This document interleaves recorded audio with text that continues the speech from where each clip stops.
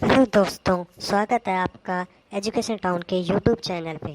आज के इस वीडियो में हम साइकोलॉजी से संबंधित 10 महत्वपूर्ण प्रश्नों का अध्ययन करेंगे जो आपके आने वाले एग्जाम की दृष्टि से इम्पोर्टेंट हैं। तो चलिए शुरू करते हैं। आज फिर से हम आपके सामने अधिगम से संबंधित 10 क्वेश्चनों की एक सीरीज़ लेके आए हैं और यह है भाग 3। तो आपके सामने फिर से क्वेश्चन नंबर 1, निम्नलिखित में से रचनावादी अधिगम का उदाहरण नहीं है।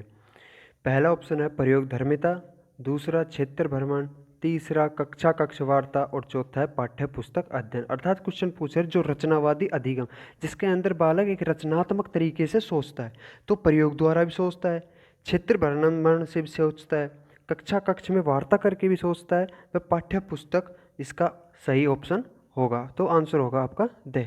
आगे की तरफ चलते हैं। पावलोव के प्रयोग में भोजन को अनुबंधन की भाषा में क्या कहा जाता है। हमने पावलोव का नियम पढ़ा था शास्त्रीय अनुबंधन का। उसके अंदर क्या है, उसको कुत्ते के सामने भोजन प्रस्तुत कराया गया था, तो उस भोजन को अनुबंधन की भाषा में क्या कहा गया है। तो ऑप्शन ए है अनुबंधित उद्दीपक, अनुबंधित अनुक्रिया, अनानुबंधित उद्दीपक, अनानुबंधित अनुक्रिया।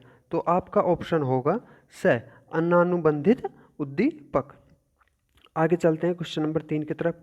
निम्नांकित में वंचित वर्ग में शामिल होते हैं। तो अनुसूचित जाति, अनुसूचित जनजाति, विकलांग बालक या उपरोक्त सभी। जो वंचित वर्ग में शामिल किए जाते हैं उसमें अनुसूचित जाति को भी किया जाता है, अनुसूचित जनजाति को भी किया जाता है, विकलांग बालक को भी किया जाता है। तो आपका आंसर होगा उपरोक्त सभी। आगे चलते हैं क्वेश्चन नंबर 4 की तरफ। अनुबंधन स्थापित होने के बाद यदि बार बार मात्र अनुबंधित उद्दीपक ही उपस्थित किए जाने पर अंतोतगत्वा अनुबंधित अनुक्रिया का बंद हो जाना कहलाता है। यहाँ पे क्या गया, हमने जब शास्त्रीय अनुबंधन के अंदर पढ़ा था कि पावलोव ने कुत्ते के सामने पहले भोजन प्रस्तुत, पहले घंटी बजाई फिर बाद में भोजन प्रस्तुत किया।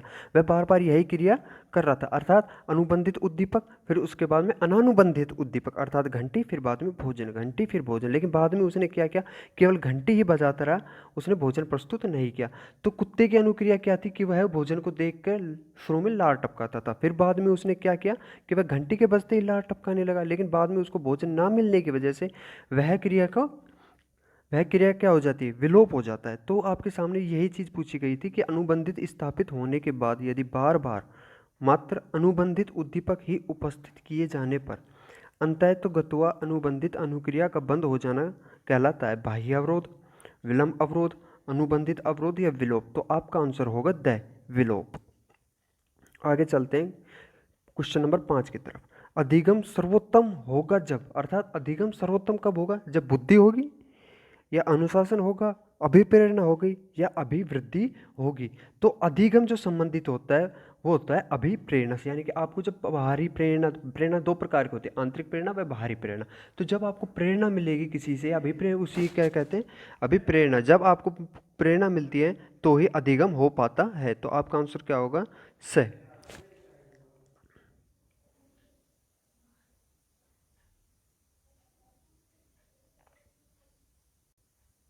Question number 6। तो अधिगम के दो प्रकार होते हैं, कौन कौन से, आगमन एवं निगमन, नकारात्मक एवं सकारात्मक, बनावटी एवं वास्तविक या शिक्षक एवं शिक्षार्थी। तो जो अधिगम है उसके दो प्रकार होते हैं, वे होते हैं नकारात्मक अधिगम एवं सकारात्मक अधिगम। नकारात्मक अधिगम के अंदर आप आगे की तरफ नहीं बढ़ पाते, अर्थात आप में अधिगम होना बंद हो जाता है, और सकारात्मक अधिगम में आपका अधिगम बना रहता है। अब अधिगम के अंदर एक चीज़ हम पढ़ेंगे आगे चलेंगे जब, पठार। तो ये सब चीज़ें पठार से ही संबंधित है। Question number 7। उद्दीपन अनुक्रिया के मध्य साहचर्य स्थापित करने वाले प्रक्रम को क्या कहते हैं। आपके सामने ऑप्शन है प्रेरणा, संवेग, अधिगम या संप्रत्यय। तो जो उद्दीपक अनुक्रिया के मध्य साहचर्य स्थापित करता है उसे क्या कहेंगे, उसे कहेंगे हम अधिगम।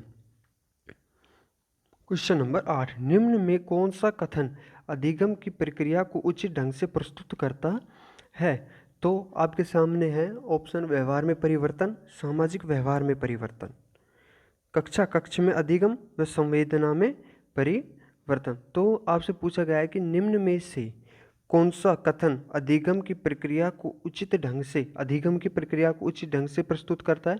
तो वह क्या होगा, वह होगा व्यवहार में परिवर्तन, अर्थात आपके व्यवहार में परिवर्तन। आगे की तरफ चलते हैं। 9वां, कबीर के दोहे याद कर लेने पर एक बालक की रहीम के दोहे याद करने की शक्ति में सुधार नहीं होने का निम्न में से प्रमुख कारण कौन सा है?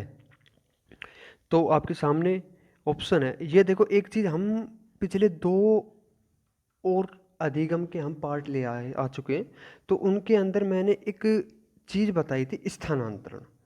स्थानांतरण 3 प्रकार के थे, धनात्मक, ऋणात्मक व शून्य स्थानांतरण। तो इस चीज़ को देखो, उसमें 2 चीज़ों के बारे में बताया। देखो, कबीर के दोहे याद करने पर एक बालक की रहीम के दोहे, 2 चीज़ों की तुलना की गई है। तो सीधी सी बात है, यहाँ पे स्थानांतरण की बात हो रही है। तो कबीर के दोहे याद कर लेने पर एक बालक की रहीम के दोहे याद करने की शक्ति में सुधार नहीं होने का निम्न में से प्रमुख कारण कौन सा है?